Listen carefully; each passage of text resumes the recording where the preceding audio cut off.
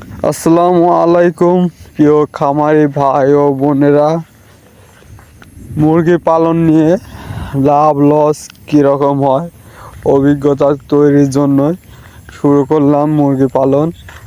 আগে বাসাতে এমনি শখের বশে পালন করতাম। এখন 5টি মুরগি এবং একটি মোরগ অর্থাৎ 6টি মুরগি নিয়ে শুরু করলাম পালন করা। দেখা যাক কীরকম লাভ লস হয়, এগুলো আমি খাতায় রেখে হিসাব করে লালন পালন করব। তো মুরগিগুলার একটা বাচ্চা উঠছে, অনেক সুন্দর বাচ্চাগুলো।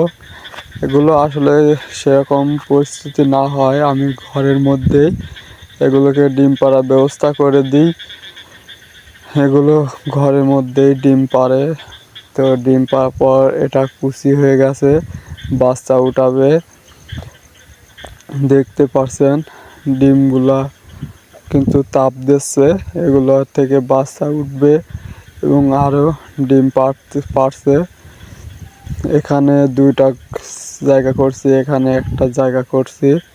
তো এভাবে বিভিন্ন জায়গায় জায়গা করে দেওয়ার পরও কিন্তু এখানে জায়গা করছিলাম না, জায়গা ছিল ওইখানে, এখানে এসে ডিম পারছে। তো আবার এই দেখেন এখানে ডিম পারছে। তো এভাবে শুরু করে দিলাম 5টি মুরগি এবং একটি মোরগ নিয়ে মুরগি লালন পালন।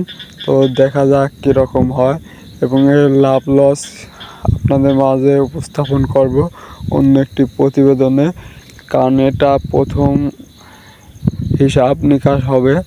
দেখব কীরকম লাভ লস হয় এবং ইনশাল্লাহ দোয়া করবেন।